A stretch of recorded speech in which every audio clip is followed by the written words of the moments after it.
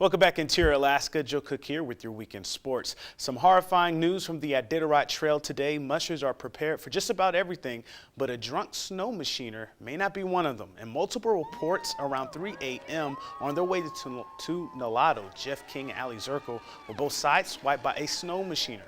King's dog Nash was killed in the incident, and 2 other dogs were injured. Zirkle was shaken up, and 1 dog suffered a bruise on her team. Arnold Demoski, age 26, of Nolado, admitted to the incident and that he was, quote, blackout drunk. He asked for apologies and forgiveness and denies it was an attack. He was taken to custody this afternoon and faces multiple charges. Zirkle and King decided to finish the race. Here's more. It was so incredibly close to my sled and my team that was well lit with lights and reflectors that it felt very intentional. As I stood there, as dogs struggled in pain with broken limbs and the throes of death for one of them. I feel bad for what I did, but I'm do whatever I can to make it right. I'm sorry to Jeff King and Allie Zirkle, and I'm really sorry for the dog's loss. And it wasn't intentional. Here's the Iditarod leaderboard. Brent Sass is first, and he is heading to Unalakleet. He left Caltag at 8:20 this morning. Zirkle is right behind him with 14 dogs. She checked out at Caltag at 10:53. Dallas Seavey left at 11:24 a.m. Mitch Seavey and Wade Mars round out the top 5. King is in 11th place, and he is headed to Caltag. The Fairbanks North Star Borough is evicting the Alaska Gold Panthers from Groudon Memorial Park. Sounds crazy, but it's happening. According to an article in the Daily Newsmire, the Panthers organization has until midnight on Tuesday to leave. In the meantime, though, the Panthers and the borough are working on a new lease that will require upkeep of Groudon. An audit of the baseball team has been proposed so they can become eligible for certain grants. The borough has also earmarked over $200,000 for replacement bleachers. We'll have more as details become available. Now for more positive mushing news. The Animated Limited North American Championships had their second day of races at the Jeff Studdard Race Grounds. We're giving some love to the ski jors who started at 11 a.m. this morning. Greg Zurich of Fairbanks was the lead dog after day 1 of the 2-dog ski jor class. Today he finished the 4.8-mile course in 14 minutes 50 seconds, and he is still the leader. Tomorrow the finals will be a 6.2-mile course. In a competitive field that includes Rebecca Knight and Sunifa Dur, Aaron Gunderson improved by 20 seconds today, finishing in 15:32. The main difference for him was that he didn't fall as much.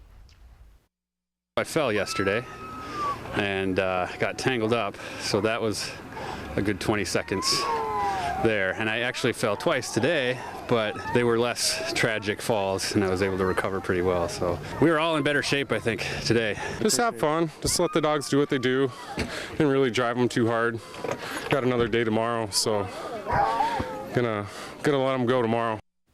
The Fairbanks Ice Dogs won another close game, and this one was in overtime. The best line in the NHL connected on the game winner in OT. Ryan Gorowski to Todd Burgess. The Ice Dogs win 3-2 and take game 1 over the Chill. The goal came 20 seconds into OT. CJ Booth had 31 saves for Fairbanks on Friday night. Burgess finished with 2 points, and Jacob Streisberg added 2 helpers. The Ice Dogs have won 10 games in a row, their best streak this season, and it matches the best streak in the league as well.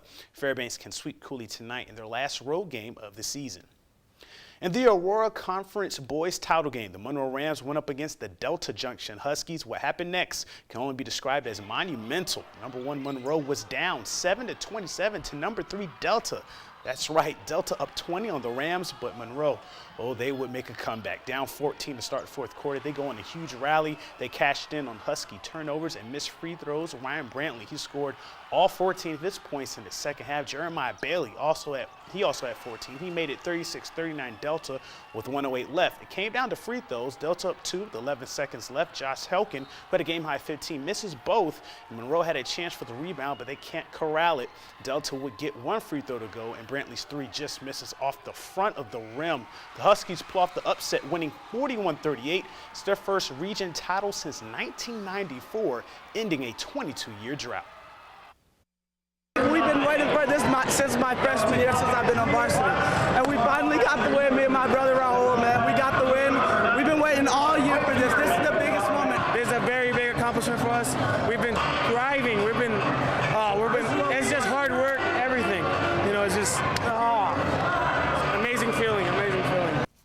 The girls' Aurora championship game between the top seed Valdez Buccaneers and number 3 Galena Hawks was also tight. Galena's defense gave them an 18-13 lead at the half. But Bobby Mott of Valdez, she had a nice layup to end the third quarter, and it was just 23-24 Galena.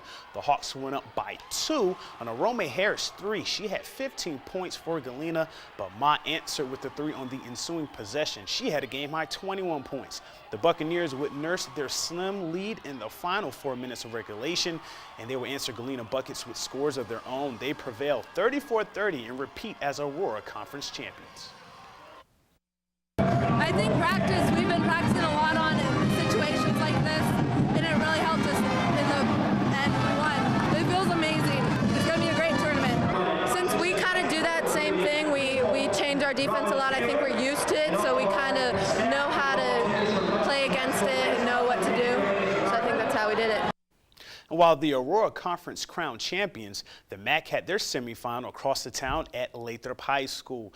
The Malamutes and Patriots were featured in the semifinal doubleheader. In the boys' game, North Pole was in striking distance again. Craig Borba hit a 3 to tie the game, but Glenn Maiden Jr., he had the quick answer driving baseline for the bucket. That sparked an 8-0 run. Gabe Howard and Jeremiah Handy combined for 26 points for Lathrop as they would go on to win big 70-46 over North Pole. In the girls' game, Lathrop was up more than 40 in the first half against North Pole. Cheyenne Dybert and Tyra Doe both had 16 points for Lathrop, and they cruised to an 88-16 win. Both Lathrop teams will face West Valley tonight for the MAC titles. And that's it for sports tonight. Thanks for watching. Katie Looper is up next with your full weather forecast, and we'll catch you next weekend.